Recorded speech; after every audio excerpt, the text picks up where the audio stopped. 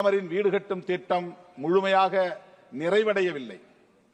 ஆங்காங்கே தொடங்கிய பணிகள் அப்படியே கிடக்கின்றன.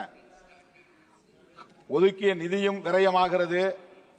மக்களுக்கு வீடும் கிடைக்கவில்லை, இலக்கும் எட்டப்படவில்லை என்பது எவ்வளவு வேதனைக்குரியது என்பதை தயவு கூர்ந்து எண்ணி பார்க்க வேண்டும் என கேட்டுக்கொள்கிறேன். ஒரு யூனிட்டுக்கு, அதாவது ஒரு வீடு கட்டுவதற்கு இந்திய ஒன்றிய அரசு 1,20,000 ரூபாய் தான் பொறுப்பேற்கிறது.